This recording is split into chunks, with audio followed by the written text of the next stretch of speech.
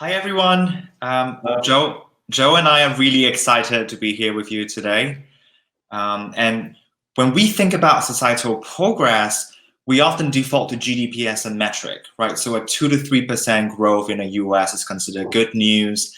And any predictions that a situation that falls below our predictions really jolts people into actions. People get worried about it. Government leaders start to think about, oh, what should we be doing?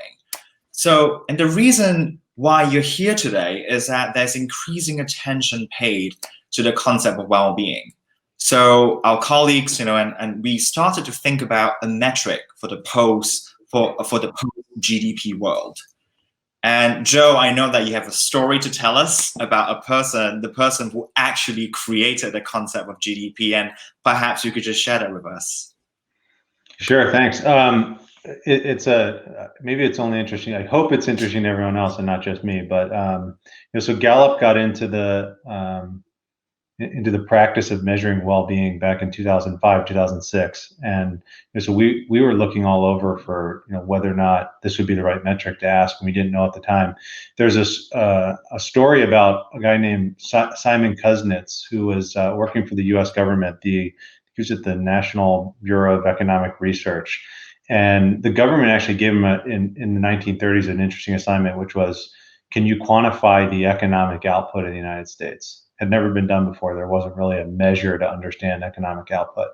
So he came up with basically, what is the precursor for GDP, came forward to Congress, presented, and said, this is what it looks like. This is what our economic output looks like. But what's interesting is when he actually made that presentation to Congress, he was very careful to say that he did not think that this was a good proxy for understanding, the progress of our nation, and that we should be very careful not to substitute those two things. This is just purely economic output. And so if you fast forward, the thing that's a little disappointing is you fast forward to today, and you look at, not only has the U.S. basically used GDP as the proxy for human progress, but the whole world does it now too.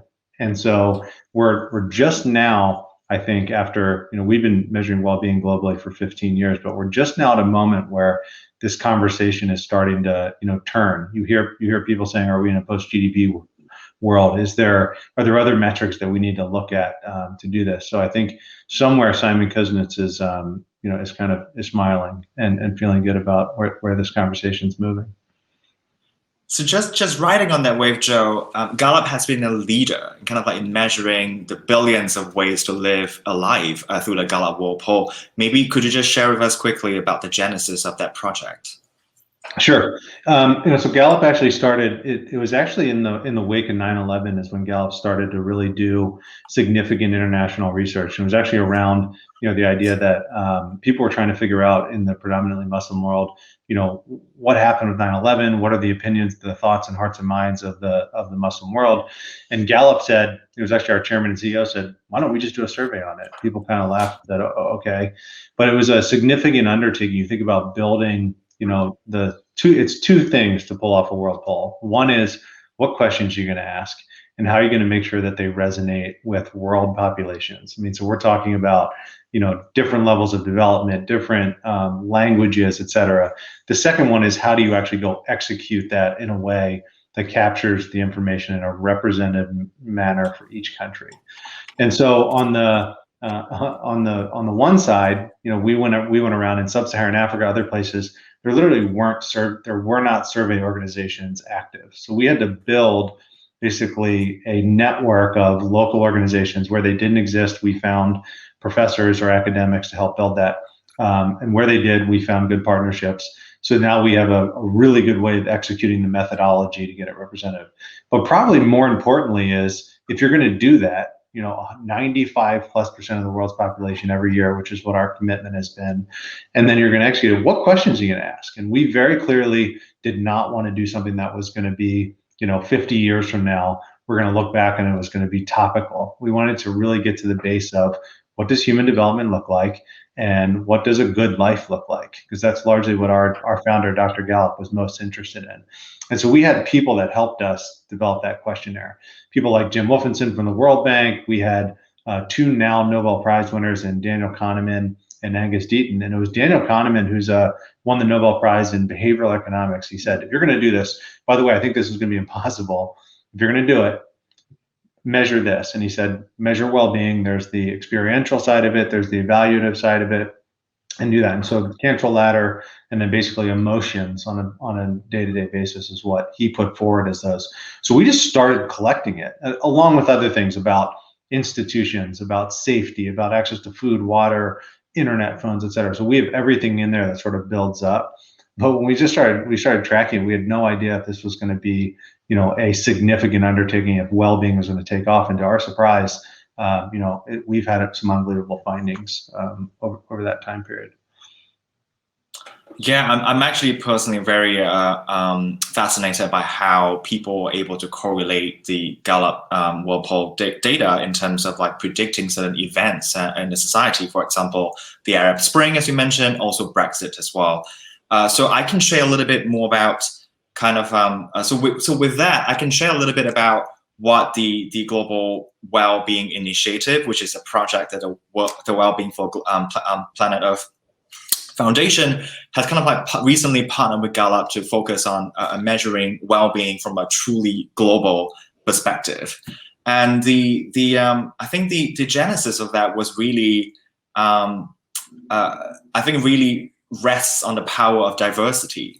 So as Joe was talking about the genesis of the Gallup World Poll, for the longest time, we have been using this metaphor of a ladder to measure well-being.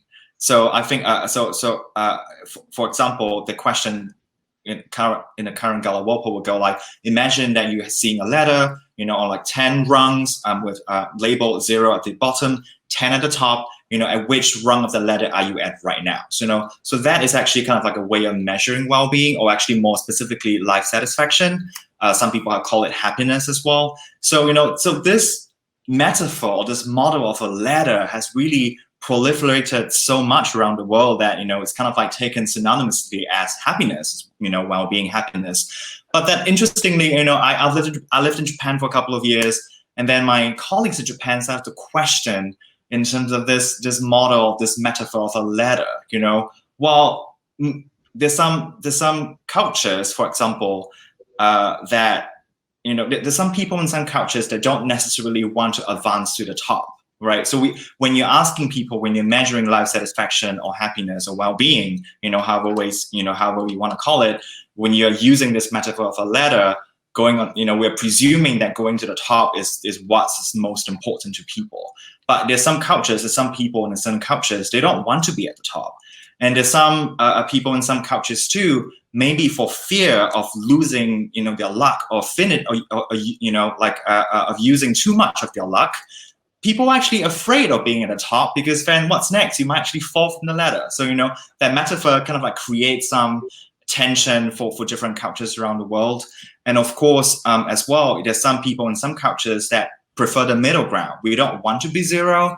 You don't really want to be 10. I feel safe in kind of like maybe thinking that how I would see my life is, I think I'm happy around kind of like maybe a 5 or 6, So all of these different challenges with using a ladder to measure well-being has kind of like pushed us, the Wellbeing for Planet Earth Foundation to think about, well, I think maybe there's a different model to look at well-being from a truly global perspective, because in the recent decades, at the genesis of the Gallup World Poll and the questions added to kind of like think about well-being, those are coming more from Western or a Western-centric perspective. And we think that it's really now, a very opportune, it's a huge opportunity for us right now to be thinking about, to be augmenting our ways of measuring and conceptualizing well-being, that's in a way that is not just Western-centric, and it's a way, but in a way rather that can capture kind of like global perspective and well-being. So I think this is kind of like where we are right now. And I'll punt it away to Joe to see if Joe have got anything. Do you have anything to mention around that? Yeah. By the way, one thing is, Alden, huge kudos to your group, because we took a big risk at Gallup, and we self-funded the first 15 years of this, and we've established the well-being metrics, and we have had I guess, no shortage of criticism over the years of what we've done, because the world there's an infinite number of things you could measure or perspectives that you could have. So we do have people criticize what we do from time to time. But with Alden and your group, I was actually traveling with a colleague of mine in Tokyo. We got invited to go to a dinner under the Tokyo Tower to talk about the world poll. We really didn't know what the context of the meeting was going to be. And the group basically, they laid it out for us that you guys have done incredible work, but we think there's an opportunity to, expand upon the base of well-being that has been built here, to make it more global, to make it more inclusive. And to their credit, they actually said, not only are we criticizing this, we want to help. So we're actually can we partner with you? Can we deepen this? And we're just now completing the first year of that work. And I think we're all really excited about the direction of it and the opportunity literally to build an international network of scholars that's not just Western scholars, to look at this from different ways, and I think this is going to be a huge catalyst to getting that global conversation of well-being, the uptake, to be truly special. So huge kudos to what you guys are doing. The other thing is, we talk about this a lot. We mentioned that well-being was being, we kind of started it in 2006 was the first global measurement. But right now, I would say, is an incredible moment in well-being. You're hearing conversations, in our opinion, that are more broad and more timely than ever about mental health, in combination with physical health, well-being, wellness. People are really turning on to this idea. So in some respects, well-being is an incredible nascent stage right now, where we don't know exactly what the right measures are. We think we have some ideas. We have some historical trends. We can tie them to, individual life outcomes, to global events and population outcomes. But we're at a moment now where there's a lot of openness to explore, what the measurement is, because if we get the measurement right, I think, and everybody can kind of agree on it, it gives us a scoreboard with which that we can use to evaluate that progress. And so one of the things quickly that we're saying is, it's not that we're saying we got to get rid of GDP.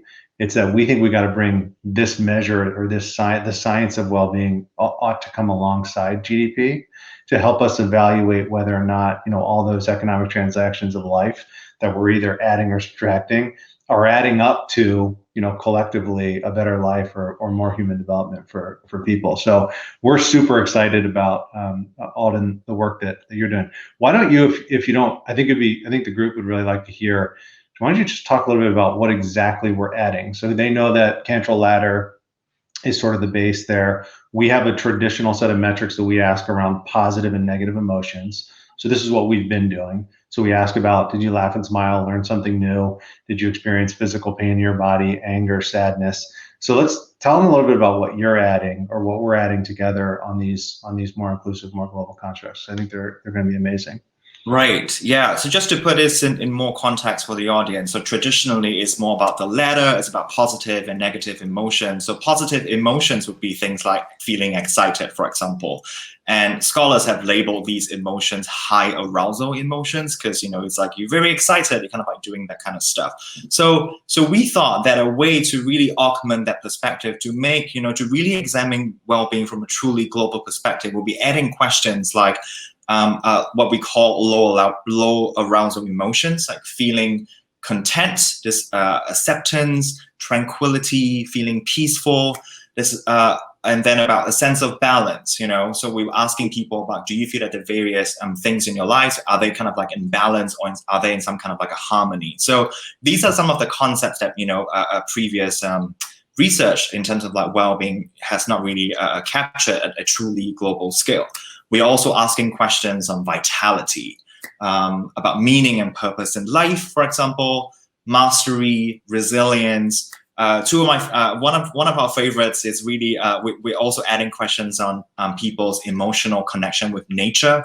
So there's a lot of research out there talking about the importance of nature, and it's not just about acknowledging. It's not just about trees or like fields. It's not just about access to green or blue spaces, And I think to a certain extent, we really want to find out if people feel that they are a part of like the universe, the cosmos. Do they feel this emotional connection with nature? And maybe that's why having access to green or blue spaces is really important for people to feel that, this is a part of their well-being. We are also asking about, the quality of people's social relationships. So we know that traditionally, research has shown us that in more Anglo-Saxon countries, it tends to be more individualistic. So people can, they focus really more on yourself. And in other countries and in other cultures, like in Asia, in the Middle East, for example, it's more what we call a collectivistic culture. Your happiness might really depend on your loved ones, your family, people around you. Maybe, be thinking more of on their end. So kind of like different ways of thinking and different ways of prioritizing. So in all, we are really adding a very exciting list of new items, new concepts to really augment, to complement what we already know about well-being for the past decades. The amazing work that Gallup has been doing. But then we think by adding new perspectives on things like low arousal emotions, connection with nature, connection with spirituality, for example, as well, resilience, etc. We think that will give us a more holistic way of like really understanding like, wow, if you're talking about well-being at a universal level, this is the list of things you want to maybe be paying attention to. And I should say that, we're in the first year of the project, but ultimately by 2023, we want to create a global well-being index so that we are able to then figure out, maybe in some regions of the world, you folks are kind of like really doing great in particular areas, but then there are some kind of like items that we think are important that maybe has not been, maybe less attention has been paid to those domains as well. So I think we're really excited that we're talking to many scholars. I should mention that we are right now in the conceptualization phase, really trying to figure out which are the domains, how do we work the items, but then ultimately in 2023, I think the aim is to really get at a global well-being index that can really help us, understand what it means to be looking at well-being, and perhaps I think there'll be one fruitful step towards making well-being an important metric, kind of like alongside GDP. If I could just add a couple comments to that. I think one of the most important things that we're doing is attempting to harden the science of well-being. And so, the one thing is it's largely it's an enormous benchmarking activity.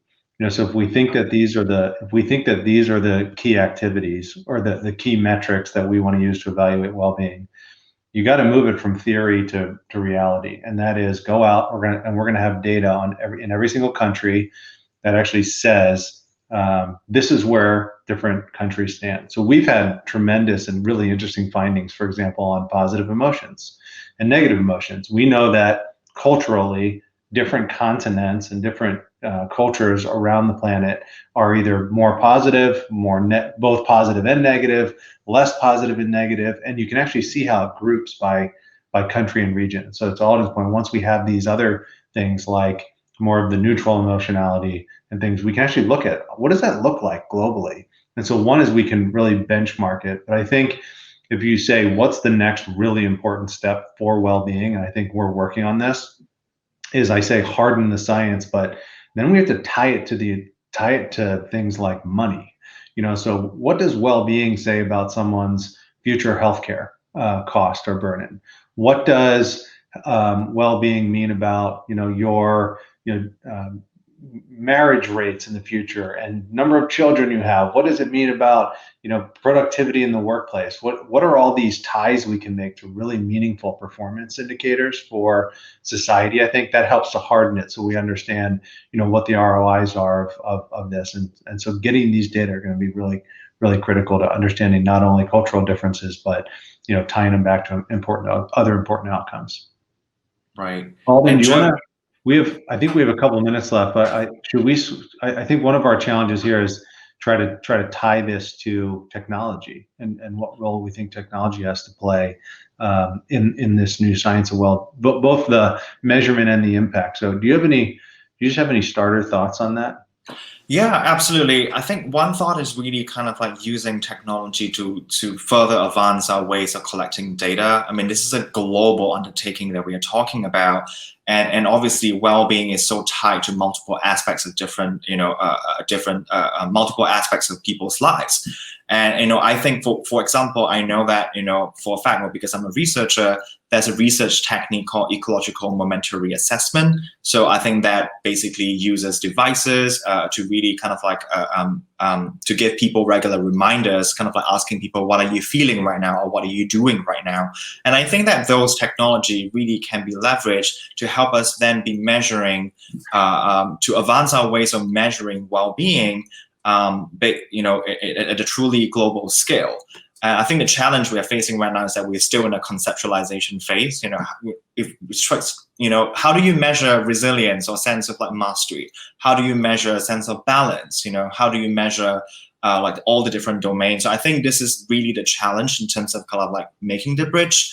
But I think there's some really exciting movements, and I will give one, for example. I've been reading, for example, I think recently there's some work coming from MIT that uses people's coughs to predict actually in terms of the outcomes if they were to get COVID. So I thought it's like, wow, that's you're basically collecting coughs, people, that kind of information to be kind of like to be predictive of certain kind of like disease. And I think we can certainly use that technology, for example, to think about what are the other physiological or like self-reported kind of like things that we can really capture at the mass scale to help us better, measure well-being in a global sense. And what about Joe? Do you have other thoughts in terms of what can technology help us?